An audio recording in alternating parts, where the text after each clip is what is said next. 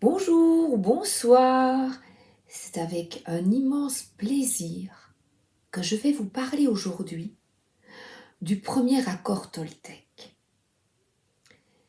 Et a priori, il est extrêmement facile à comprendre, mais difficile à appliquer.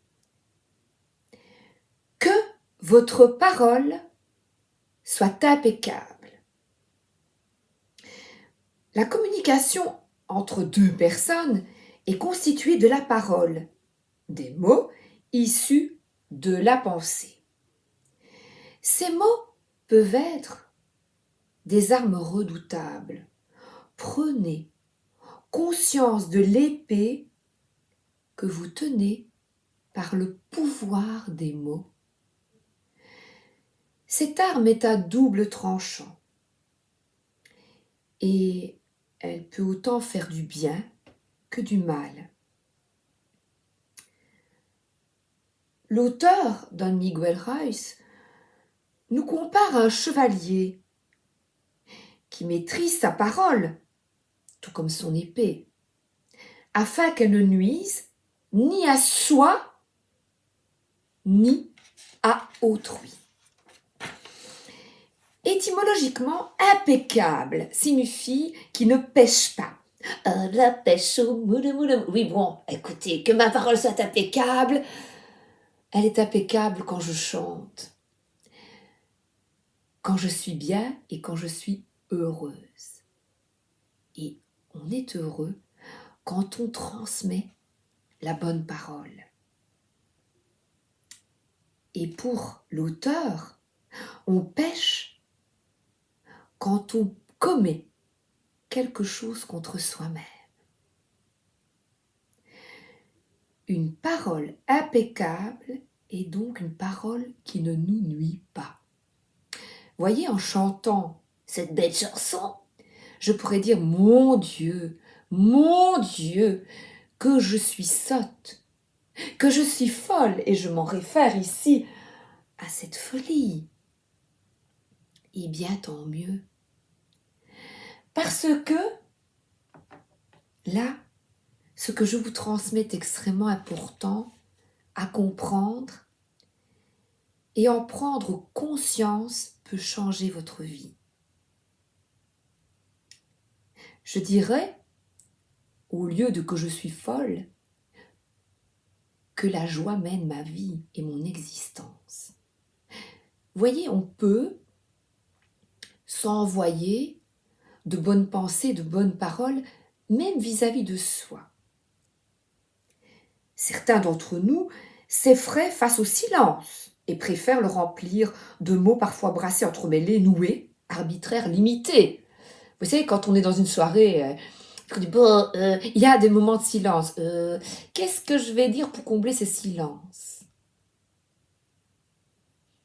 Alors que, parfois, le silence est d'or, ne dit-on pas. Qui d'entre nous, soyons honnêtes, maîtrise calmement et en conscience cette parole qui semble nourrir notre intérieur? Qui? Si vous dites « Oh, ça me tue, j'en ai plein le dos, marre, ouais, c'est trop bien !» Mais pourquoi trop? Cette expression à la mode m'interpelle. Qui? Quelle est l'innocente personne? Ne jugeons pas, mais qui a déclamé cette phrase? Trop. Oh, c'est trop bien. Pourquoi c'est trop bien? C'est très bien. Trop.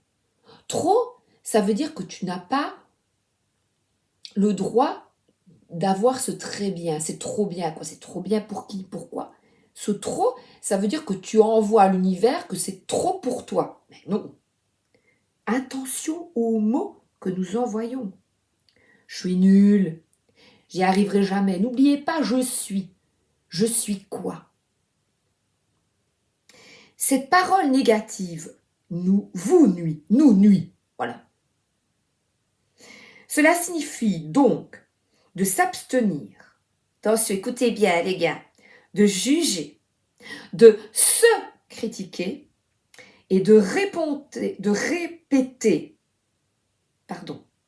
à son encontre des propos désobligeants d'autrui.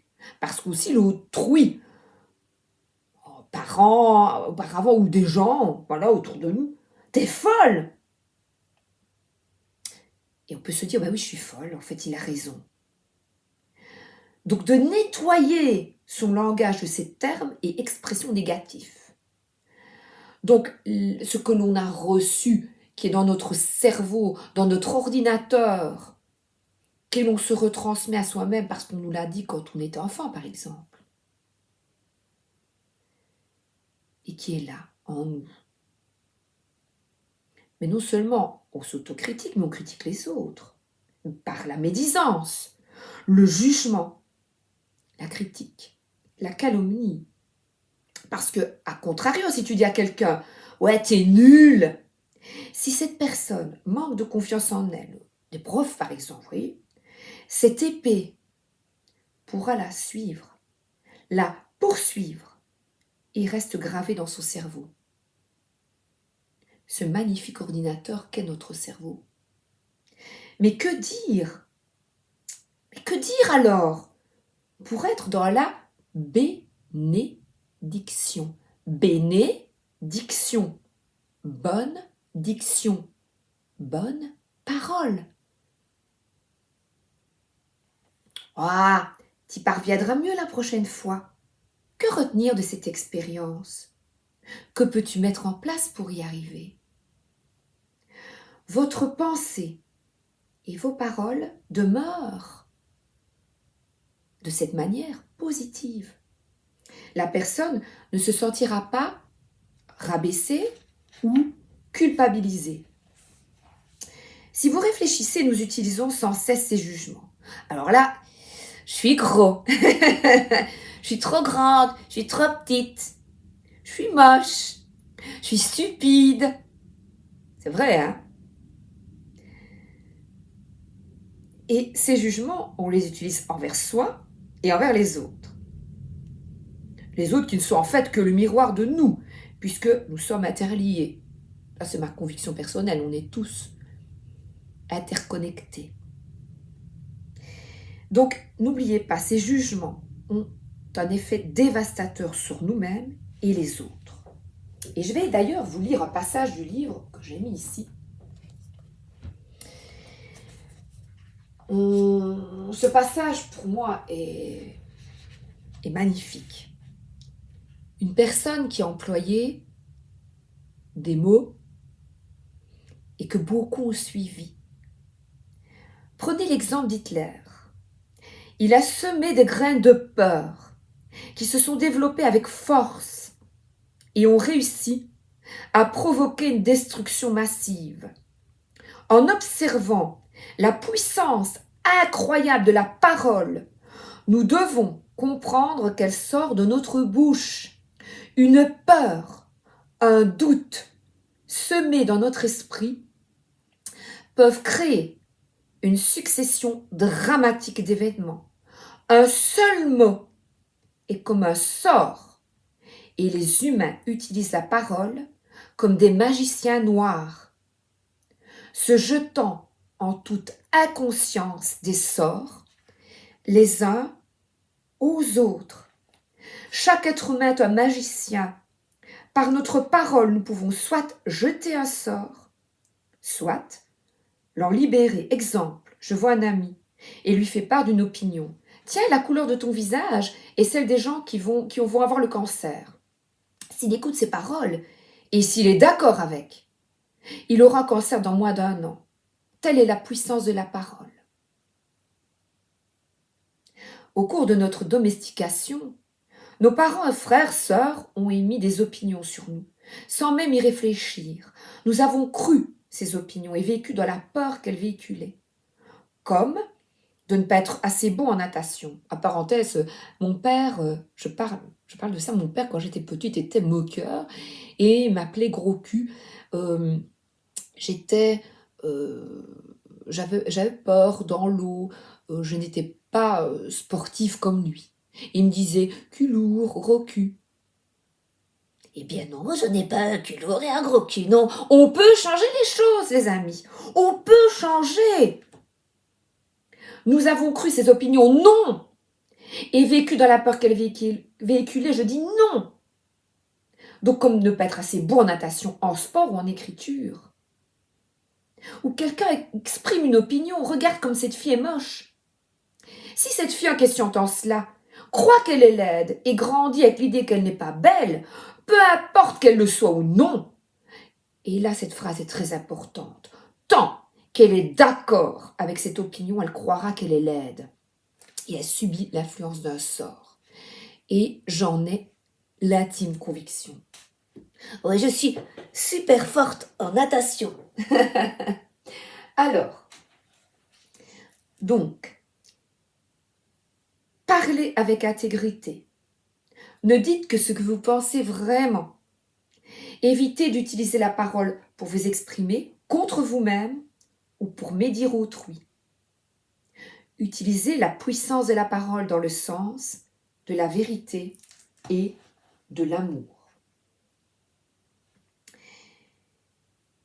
On pourrait dire, en conclusion, tourne 7 fois ta langue dans ta bouche avant d'utiliser ton pouvoir de parole. J'ai un exemple ici que j'aimerais bien vous partager avec les accords Toltec en famille. Pour les adapter en famille, rien de plus simple. Il suffit de parler des accords expliqués aux enfants qui traduisent des pensées et transmettent des messages avec des mots simples. Ainsi, les parents sont compris par les enfants qui à leur tour peuvent communiquer sur des bases simples avec leurs parents. Une maman demande à sa fille d'arrêter de chanter. « Oh, tu as une voix horrible, c'est insupportable, tais-toi !» Le résultat est que l'enfant n'a plus jamais osé chanter. Elle s'est enfermée dans une timidité et une frustration qui l'ont poursuivie pendant de nombreuses années. Eh bien, j'ai eu ça aussi. Dans la famille de ma maman, on rit fort, on est en joie, et ce sont des éclats de rire. Et un jour, avec mon premier copain, on était dans un stade de foot, et là, j'éclate de rire. Et il me disait « Chut, chut !» J'avais 18 ans. « Tais-toi, tais-toi !» Il était gêné. Mais pourquoi? Eh bien maintenant, je ris encore plus fort. Vraiment, personne n'a de pouvoir sur toi, sur vous, que le pouvoir que tu lui donnes. À cette époque, eh bien, ça coupait net ma joie. Eh bien, maintenant, je ris d'autant plus. Donc là, je vais chanter, quoi. Voilà, c'est une voix horrible. Eh bien, non. Donc cette petite fille s'est enfermée dans une timidité, une frustration qui l'ont poursuivie de nombreuses années. Dans un autre cas, la maman aurait pu choisir des mots plus justes, amenant la fillette à réfléchir sur sa voix, puisque son désir était de devenir chanteuse. Lorsqu'un ado s'entend dire par son père qu'il est nul, qu'il n'y arrivera jamais à rien, les conséquences sont désastreuses. La confiance en soi, l'estime de soi s'effondrent. L'ado intègre sa nullité et son mode de vie s'en ressent. Tu n'es pas parvenu à un résultat que tu souhaitais, ce n'est pas grave, tu feras mieux la prochaine fois. Exercez-vous à transformer une phrase affective ou négative en phrase encourageante et positive, même vis-à-vis de vous. Cet apprentissage, pour vous parents, deviendra un véritable réflexe pour vous dans votre vie et il se répercutera au sein de votre foyer, conjoint, enfants, petits-enfants, grands-parents, frères et sœurs. Alors, j'aimerais vous partager également un magnifique poème. Et ce poème a été écrit par Victor Hugo. Le mot. Braves gens, prenez garde aux choses que vous dites. Tout peut sortir d'un mot qu'en passant vous perdîtes. Tout, la haine et le deuil. Et ne m'objectez pas que vos amis sont sûrs et que vous parlez bas. Écoutez bien ceci, tête à tête en pantoufles, porte clos chez vous, sans un témoin qui souffle. Vous dites à l'oreille du plus mystérieux de vos amis de cœur, ou, si vous aimez mieux, vous murmurez tout seul, croyant presque vous taire, dans le fond d'une cave à 30 pieds sous terre, un mot désagréable à quelque individu. Ce mot que vous croyez que l'on n'a pas entendu, que vous disiez si bas, dans un lieu sourd et sombre, court, à peine lâché, pars, bondi, sors de l'ombre. Oh, tenez, il est dehors, il connaît son chemin. Il marche, il a 2 pieds, un bâton à la main, de bons souliers ferrés, un passeport en règle. Au besoin, il prendrait des ailes, comme l'aigle. Il vous échappe, il fuit, rien ne l'arrêtera. Il suit le quai, franchit la place, etc. Passe l'eau sans bateau dans la saison des crues, et va, tout à travers un dédale de rue, droit chez le citoyen dont vous avez parlé. Il sait le numéro, l'étage, il a la clé, il monte l'escalier, ouvre la porte, passe, entre, arrive. Et railleur, regardant l'homme en face, dit « Me voilà, je sors de la bouche d'un tel, et c'est fait. » Vous avez un ennemi mortel. Victor Hugo. Alors, je vais être honnête avec vous. Je n'arrive pas encore à avoir cette parole impeccable vis-à-vis de moi et d'autrui. Mais j'y travaille chaque jour. Et le premier travail que j'effectue ici, c'est effectuer table rase sur le passé. Parce que j'ai passé ma vie à me médire et médire l'autre. Et cela m'a porté souvent préjudice à l'époque. Mais maintenant, j'ai confiance de cette puissance de mots et j'essaie davantage de les employer en magie blanche. Donc petit à petit, j'essaye, j'expérimente, je choisis. Je n'y arrive pas toujours, mais je vous encourage, comme moi, à essayer. Je vous embrasse et je vous souhaite une excellente journée ou une excellente soirée. À bientôt!